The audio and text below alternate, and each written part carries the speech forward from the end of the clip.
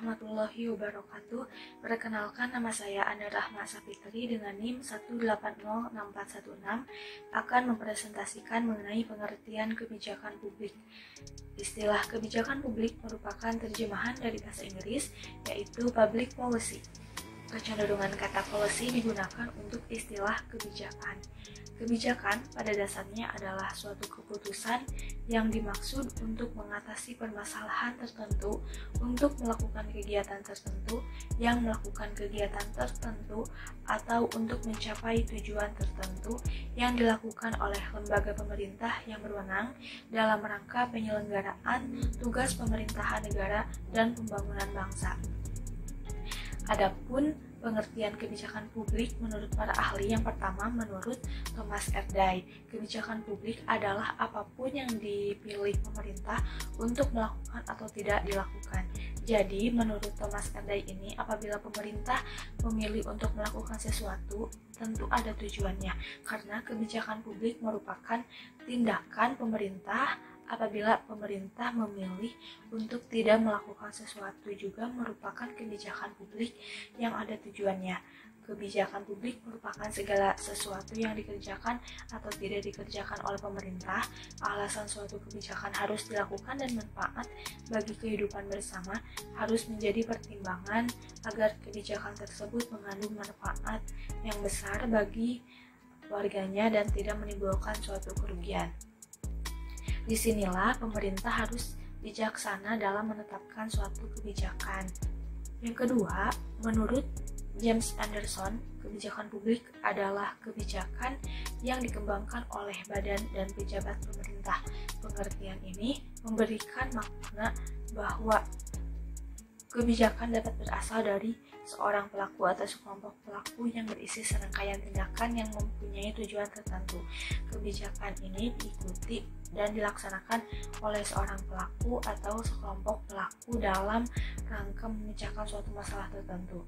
Yang ketiga, menurut David Easton, kebijakan publik adalah pengalokasian nilai-nilai secara sah kepada seluruh anggota masyarakat.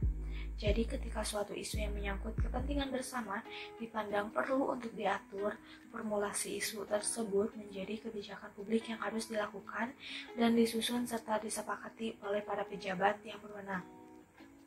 Ketika kebijakan publik ditetapkan menjadi suatu kebijakan publik seperti menjadi undang-undang, peraturan pemerintah, atau peraturan presiden termasuk peraturan daerah, maka kebijakan publik tersebut berubah menjadi hukum yang harus ditaati. Nah, berdasarkan beberapa pandangan para ahli tersebut, pada hakikatnya kebijakan publik dibuat oleh pemerintah berupa tindakan-tindakan pemerintah. Kebijakan publik baik untuk melakukan maupun tidak melakukan mempunyai tujuan tertentu. Kebijakan publik ditujukan untuk kepentingan masyarakat. Nama saya Nisa Wulansari dengan NIM 1804796. Di sini saya akan melanjutkan pematerian, yaitu mengenai bentuk-bentuk kebijakan publik. Kebijakan publik menurut Tang Kilisan dikelompokkan menjadi 3 bagian. Yang pertama, kebijakan publik makro, yang kedua kebijakan publik meso, dan yang ketiga adalah kebijakan publik mikro. Kebijakan publik makro atau umum atau dikenal juga sebagai kebijakan yang paling mendasar. Contohnya, Undang-Undang Dasar Negara Republik Indonesia tahun 1945, Undang-Undang atau Peraturan Pemerintah Pengganti Undang-Undang, Peraturan Pemerintah, Peraturan Presiden, dan Peraturan Daerah. Yang kedua, yaitu kebijakan publik meso, atau yang bersifat menengah, atau dikenal juga sebagai penjelas pelaksanaan. Kebijakan ini dapat berupa peraturan menteri, surat edaran menteri, peraturan gubernur, peraturan bupati, peraturan wali kota, keputusan bersama atau SKB antar menteri, gubernur, bupati, atau wali kota. Yang ketiga yaitu kebijakan publik mikro. Ialah yang mengatur pelaksanaan atau implementasi dari kebijakan publik yang berada di atasnya. Kebijakan ini misalnya peraturan-peraturan yang dibuat oleh aparat-aparat publik yang berada di bawah menteri, gubernur, bupati, dan wali kota. Terima kasih. Perkenalkan, nama saya Ilham Sawisola dengan NIM 180868. Di sini saya akan menjelaskan asal-usul kebijakan publik. Pada abad 18 sebelum Masehi, di Babilonia, ada seorang raja bernama Hammurabi yang membuat sebuah peraturan dan disebut Kode Hammurabi. Kode Hammurabi ini mencantumkan persyaratan ekonomi sosial untuk sesuatu pemukiman agar pemukiman tersebut menjadi stabil, di mana hak dan tanggung jawab tersebut didefinisikan sebagai posisi sosial. Kode mencakup prosedur kriminal, hak milik, perdagangan, hubungan keluarga, perkawinan, dana, kesehatan, sekarang dan dikenal sebagai akuntabilitas publik. Jadi kebijakan publik sudah ada sejak tahun abad 18 sebelum Masehi dan lebih dikenal dengan nama Kode Hammurabi. Di zaman pertengahan, revolusi industri sering terjadi pada abad tertentu di Inggris tentunya. Muncul penemu-penemu seperti John Gutenberg, Isaac Newton, Thomas Alva Edison, dan banyak ilmuwan sosial dan ekonomi lainnya. Orang menjadi terspesialisasi pada disiplin ilmu masing-masing. Dampaknya kepakaran mereka di bidang ilmu masing-masing ini pula lah menyebabkan kebijakan publik banyak terpacu. Karena ditemukan kebutuhan mendesak di masing-masing sektor tersebut yang butuh regulasi, mereka merumuskan masalah dan mencari solusi di bidangnya masing-masing. Salah satu pemicu perkembangan studi kebijakan publik berikutnya adalah perang dan imperialisme. Di tahun 1951, Harold Laswell yang menolak adanya analisis sentrik dalam studi kebijakan dan integrasi dari sekian banyak ilmu dalam menganalisis kebijakan publik, sehingga kebijakan publik lebih dapat menyentuh sisi-sisi sosial dan kemanusiaan, tidak hanya persoalan tentang ekonomis. Gerakan kaum pro multidisiplin tidak surut dan founding fathers-nya adalah Harold Laswell sendiri yang menggunakan pendekatan multi metode dan multidisiplin. Jadi ada sempat penolakan, dan penolakan tersebut diketuai oleh Harold Laswell karena mungkin kebijakan publik ini tidak terlalu memanusiakan manusia, yang akhirnya dia sendiri ingin mengkaji terlebih dalam lagi apa itu kebijakan publik, dan tolong kebijakan publik ini lebih memanusiakan manusia, tidak hanya berisikan kepentingan ekonomi saja seperti itu. Kebijakan publik sebagai sebuah bidang kajian sebenarnya masih banyak terjadi kontroversi, apalagi jika kita merujuk pada pengertian dasarnya, yaitu sebagai perwujudan keinginan dari para sarjana sosial untuk memecahkan masalah di lapangan.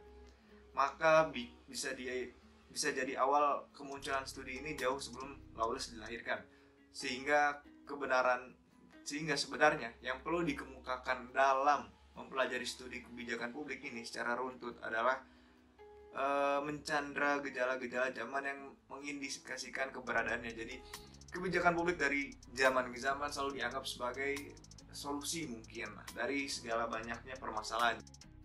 Perkenalkan, nama saya Indah Wulandari dengan NIM 1806270. Di sini saya akan menjelaskan mengenai tujuan dari kebijakan publik. Nah, tujuan dari kebijakan publik itu dibagi menjadi 4. Yang pertama yaitu distributif versus absorptif, yang kedua regulatif versus deregulatif, yang ketiga dinamisasi versus stabilisasi, dan yang keempat memperkuat negara versus memperkuat pasar. Adapun diantaranya yang pertama distributif versus absorptif. Yang pertama yaitu kebijakan distributif itu memiliki makna bahwa kebijakan publik dapat memberikan kewenangan untuk mengelola sumber daya yang terdapat di daerah untuk dimanfaatkan sebaik mungkin tanpa merusaknya. Sedangkan kebijakan absorptif merupakan kebijakan yang dapat menghimpun pendapatan untuk negara untuk pembangunan nasional atau dalam rangka penyelenggaraan kepentingan negara. Yang kedua yaitu regulatif versus deregulatif. Kebijakan regulatif ini memiliki makna bahwa kebijakan publik memiliki sifat mengatur dan membatasi sebagai aturan dalam memangku suatu kebijakan, baik kebijakan daerah maupun kebijakan lainnya. Sedangkan kebijakan deregulatif merupakan kebijakan publik yang memiliki sifat membebaskan, misalnya kebijakan penghapusan tarif untuk memberikan kelonggaran kepada masyarakat. Selanjutnya yang ketiga, dinamisasi versus stabilisasi. Kebijakan dinamisasi memiliki bermakna bahwa kebijakan publik memiliki sifat dalam menggerakkan sumber daya nasional dengan maksud dan tujuan untuk kemajuan sesuatu yang dikehendaki. Sedangkan kebijakan stabilisasi merupakan kebijakan publik yang bersifat menahan. Maksudnya adalah mengerem atau menahan ketika terdapat suatu dinamika yang melaju dengan pesat dengan tujuan untuk mengoptimalisasi, menghindari rusaknya sistem kebijakan publik sendiri.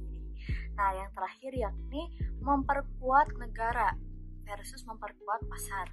Kebijakan memperkuat negara memiliki makna kebijakan-kebijakan yang dibuat semata-mata untuk memperkuat negara dengan kebijakan yang mendorong lebih besarnya peran suatu negara tersebut. Sedangkan kebijakan memperkuat pasar itu merupakan kebijakan publik dalam memperkuat publik seperti kebijakan perseroan terbatas dan lain sebagainya. Mungkin hanya itu yang dapat saya sampaikan. Terima kasih. Nama saya Renita Wildi Hernanda dengan NIM 1800128. Di sini saya akan menjelaskan mengenai ciri-ciri kebijakan publik, yang mana terdapat 4 ciri-ciri kebijakan publik. Yang pertama yakni kebijakan publik memiliki arahan yang jelas. Pada umumnya, suatu kebijakan atau kebijakan publik didasari oleh suatu permasalahan yang harus dipecahkan dengan berbagai solusi. Karena jika diabaikan akan menghambat tujuan negara dan akan menimbulkan masalah yang kompleks, maka dari itu hadirnya kebijakan publik untuk memberikan arahan yang jelas sebagai komitmen antara pemerintah dengan masyarakat dan memunculkan tujuan yang harus dicapai. Yang kedua, kebijakan publik memiliki aktor. Kebijakan publik yang diciptakan tentunya harus memiliki aktor yang berperan dalam permasalahan. Aktor yang dimaksud dalam hal ini ialah pemerintahan eksekutif atau legislatif. Dalam sistem politik, aktor tersebut dikatakan sebagai elit politik. Aktor dalam kebijakan publik diharapkan memiliki karakter kepemimpinan yang besar. Yang ketiga yakni kebijakan publik memiliki standar implementasi. Beberapa kebijakan publik dapat dilaksanakan karena dalam pelaksanaannya berdasarkan standar implementasi. Seperti kebijakan di daerah, implementasinya disandarkan kepada standar pusat dengan tetap memperhatikan kondisi daerah karena tidak setiap daerah memiliki permasalahan serta kemampuan yang sama dalam menerjemahkan kebijakan publik tersebut. Yang keempat, kebijakan publik memiliki bentuk hubungan. Bentuk hubungan yang dimiliki kebijakan publik adalah hubungan dengan instansi terkait karena sebuah kebijakan publik tidak dapat berdiri sendiri. Instansi yang dimaksud seperti lembaga negara atau organisasi-organisasi yang berkaitan dengan kebijakan publik. Selain instansi, juga kebijakan publik memiliki hubungan dengan masyarakat yang akan mendapatkan pengaruh dari kebijakan yang dikeluarkan, serta bagaimanapun masyarakat akan menerima akibat dari kebijakan publik tersebut. Kebijakan publik memiliki hubungan secara vertikal dan struktural sebagai dasar pelaksanaannya. Yang terakhir, kebijakan publik sebagai instruksi. Kebijakan publik sebagai instruksi berkaitan dengan tujuan adanya kebijakan publik. Dalam usaha mencapai suatu tujuan adanya kebijakan, selain membantu dan mendukung suatu kebijakan, juga tugas lembaga pemerintahan untuk memberikan instruksi sebagai perintah untuk melaksanakan kebijakan yang telah dibuat. Penugasan yang dilakukan sebagaimana dalam paradigma dikotomi politik dan administrasi.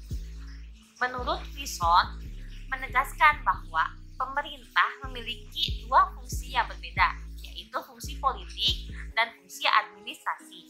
Maksud dari fungsi politik adalah suatu cita-cita negara berkaitan dengan pembuatan kebijakan publik, sedangkan fungsi administrasi berkaitan dengan pelaksanaan kebijakan-kebijakan. Maka nama saya Rizky Azharianto Taufik dengan NIM 1807567 dari kelompok 1. Di sini saya akan menjelaskan mengenai prosedur perumusan kebijakan publik. Tahap kebijakan publik menurut William Dunn adalah sebagai berikut. Yang pertama, ada yang disebut dengan tahap penyusunan agenda. Nah, pada tahap penyusunan agenda, para pejabat yang dipilih dan diangkat menempatkan masalah pada agenda publik. Sebelumnya, masalah ini berkompetisi terlebih dahulu untuk dapat masuk dalam agenda kebijakan. Pada akhirnya, beberapa masalah masuk ke agenda kebijakan para perumus kebijakan. Yang kedua, ada tahap formulasi kebijakan. Nah, pada tahap formulasi kebijakan, Masalah yang telah masuk ke agenda kebijakan kemudian dibahas oleh para pembuat kebijakan. Masalah-masalah tadi didefinisikan untuk kemudian dicari pemecahan masalah terbaik. Pemecahan masalah tersebut berasal dari berbagai alternatif atau pilihan kebijakan atau yang disebut policy alternatives atau policy options yang ada. Dalam perumusan kebijakan, masing-masing alternatif bersaing untuk dapat dipilih sebagai kebijakan yang diambil untuk memecahkan masalah. Yang ketiga, ada yang disebut dengan tahap adopsi kebijakan. Dari sekian banyak alternatif kebijakan yang ditawarkan oleh para perumus kebijakan, pada akhirnya salah satu alternatif kebijakan tersebut diadopsi dengan dukungan dari mayoritas legislatif, konsensus antara direktur lembaga atau putusan peradilan. Perkenalkan, nama saya Septiadi Manuel Sitorus dengan NIM 1806796 dari kelompok 1. Pada kesempatan kali ini akan melanjutkan presentasi dari rekan saya sebelumnya mengenai proses perumusan atau proses pembuatan kebijakan publik untuk poin yang keempat dan yang kelima. Yang keempat yaitu mengenai tahap implementasi kebijakan publik. Suatu program atau kebijakan hanya akan menjadi catatan jika program tersebut tidak diimplementasikan, yakni dilaksanakan oleh badan-badan administrasi maupun agen-agen pemerintah di tingkat bawah. Kebijakan yang telah diambil dilaksanakan oleh unit-unit administrasi yang memobilisasikan sumber daya finansial dan manusia. Pada tahap implementasi ini, berbagai kepentingan akan saling bersaing. Beberapa implementasi kebijakan mendapat dukungan dari para pelaksana atau implementor, namun beberapa yang lain mungkin akan ditentang oleh para pelaksana. Yang terakhir atau yang poin yang kelima yaitu mengenai tahap evaluasi kebijakan publik. Dalam tahap ini, kebijakan yang telah dijalankan akan dinilai atau dievaluasi untuk melihat sejauh mana kebijakan yang dibuat untuk meraih dampak yang diinginkan, yaitu memecahkan masalah yang dihadapi oleh masyarakat. Oleh karena itu, ditentukan ukuran-ukuran atau kriteria-kriteria yang menjadi dasar untuk menilai apakah kebijakan publik yang telah dilaksanakan sudah mencapai dampak atau tujuan yang diinginkan atau belum. Demikian presentasi yang dapat saya sampaikan. Mohon maaf bila ada kesalahan dan kekurangan. Terima kasih. Perkenalkan, nama saya Tiana Mulidayani dengan NIM 1807132. Di sini saya akan menjelaskan mengenai prosedur pelaksanaan kebijakan publik.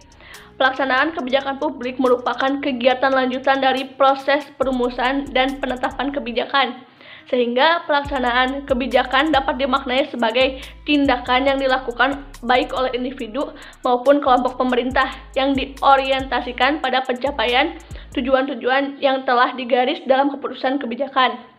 Implikasi dari pelaksanaan kebijakan merupakan konsekuensi yang muncul sebagai akibat dari dilaksanakannya kebijakan tersebut. Hasil evaluasi pada kebijakan dapat menghasilkan dampak yang diharapkan ataupun dampak yang tidak diharapkan. Adapun prosedur atau tahapan dalam pelaksanaan kebijakan publik yaitu yang pertama ada prakiraan masa depan. Prakiraan masa depan itu adalah proses analisis kebijakan yang dimaksudkan untuk kondisi isu problematika di masa depan atau di masa yang akan datang. Yang kedua ada analisis opsi kebijakan. Analisis opsi kebijakan adalah tahapan untuk merumuskan dan mengevaluasi kelayakan opsi kebijakan. Yang ketiga ada advokasi kebijakan. Advokasi kebijakan ini untuk memperoleh dukungan dari semua pihak terkait, baik dalam institusi internal, antar departemen, lingkungan masyarakat umum, dan lembaga legislatif. Yang keempat ada monitoring implementasi kebijakan. Kegiatan ini untuk mengamati pelaksanaan operasional kebijakan. Yang kelima ada evaluasi dampak kebijakan. Evaluasi dampak berguna dalam rangka memperbaiki paket kebijakan hingga lebih berhasil dan berdaya guna. Yang keenam ada analisis kelanjutan kebijakan. Analisis ini tentang apakah suatu kebijakan yang sudah diimplementasikan sebaiknya dilanjutkan atau dihentikan saja. Sekian presentasi dari kami. Mohon maaf bila ada kesalahan. Wassalamualaikum warahmatullahi wabarakatuh.